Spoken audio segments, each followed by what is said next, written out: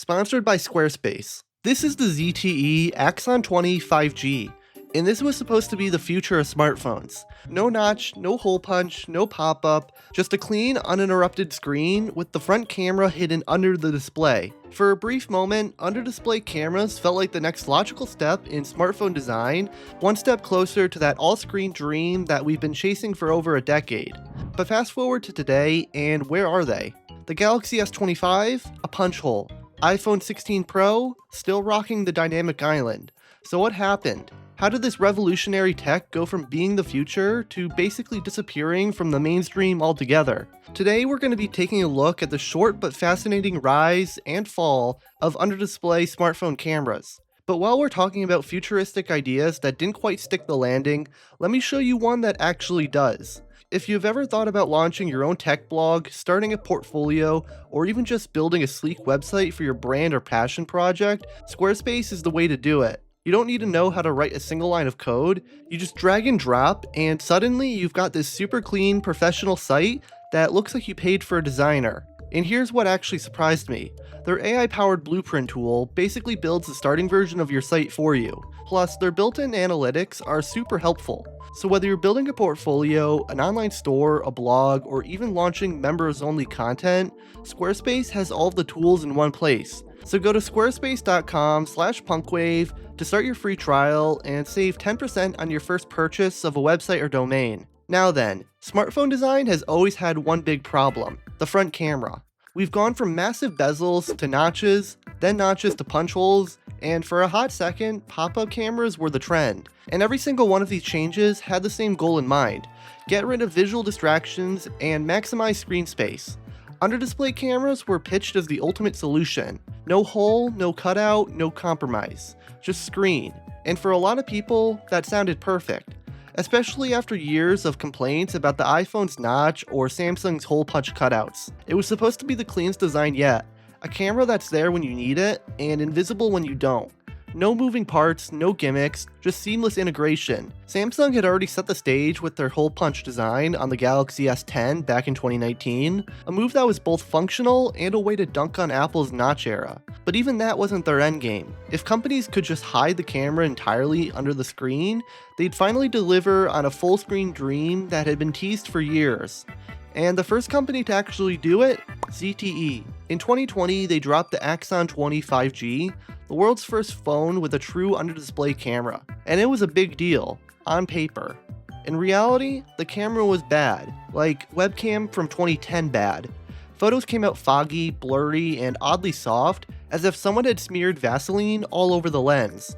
Which, to be fair, isn't far from what actually was happening, because the screen layer above the camera, yeah, it made it nearly impossible to let enough light through. And then came Xiaomi's Mi Mix 4 and the Samsung Galaxy Z Fold 3. These weren't experimental brands trying to stand out. These were major players, and yet same story. The under-display camera was cool in theory, but the image quality was still way behind the cameras in notched or hole punch phones. But let's talk about the Z Fold 3 specifically for a second.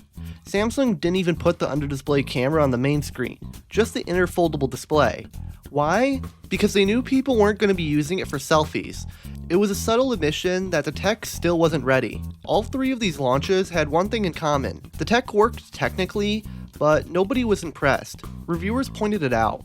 Consumers didn't care, and most importantly, no one rushed to copy them. But that's not the end of the story. There are some pretty good reasons as to why under-display cameras didn't catch on. Let's start with the obvious. They just weren't good. There's only so much you can do when you're trying to shoot a photo through layers of pixels. That part of the display has to stay transparent enough to let light through, but still look like the rest of the screen when the camera isn't in use. It's a tough balancing act, and in practice, it means that you end up with selfies that look dull, hazy, and low res. And yeah, companies tried to fix it with software. Post-processing, AI enhancement, sharpening filters, you name it. But when the raw image is already compromised, there's only so much cleanup that you can do before it starts looking artificial. For something like a fingerprint sensor, hiding it under the screen works, but for a camera, it's way more noticeable when the quality takes a hit. And here's the thing, front cameras are actually important, way more than people realize. We use them for selfies, Face ID, video calls, social media filters, TikTok, Zoom meetings, you name it. If the front camera sucks, people are gonna notice immediately. So when the average person sees that the photos from a fancy new under-display camera phone looks worse than their 3-year-old phone, it's game over. Most average consumers don't want to pay more for a worse experience just to have a cleaner looking screen. That's where the reception really started to fall apart. Tech reviewers were brutally honest. Headlines called the photos muddy and washed out. Some said the camera was borderline unusable, and on top of that, most under-display camera phones were limited to niche flagships or foldables, meaning most people never saw one in person. Combine that with the fact that Samsung, Apple, and Google all ignored under-display cameras completely on their mainstream flagships, and the message became clear. This wasn't the next big thing. So while the tech was ambitious, the timing just wasn't right. The camera performance didn't meet expectations, and consumers just didn't buy into it. Not when there's alternatives like the dynamic island or a simple punch hole. So where does that leave us? Right back where we started, with hole punch cameras and notches. And honestly, that's not a bad thing. Punch hole cutouts have basically become the standard. They're small, familiar, and barely noticeable to most people. And in Apple's case, they took it a step further with the dynamic island, turning their camera cutout into an actual UI feature. Instead of hiding the camera, they embraced it. And weirdly that worked, with other Android brands already starting to copy it. Meanwhile, under-display cameras have quietly retreated into a very specific corner of the market: foldables. And even there, it's not about giving you a great selfie, it's about keeping the main display clean. The Z Fold, for example, still has an under-display camera on the inside, but it's more of a backup camera than your go-to for high-quality photos. Outside of that, under-display cameras have basically vanished from the mainstream. The latest Galaxy and Google phones still using punch holes. The iPhone 16 Pro, dynamic island. And that says a lot. If the biggest smartphone brands aren't even trying to improve under-display cameras, it's because the demand just isn't there right now. People would rather have a slightly less perfect screen than deal with a blurry selfie, especially when the hole punch already does the job without compromise. So for now, under-display cameras aren't the future. They're a quiet side project, a concept that's still being tinkered with behind the scenes, waiting for the tech to catch up. Under-display cameras aren't dead exactly, they're just in hibernation.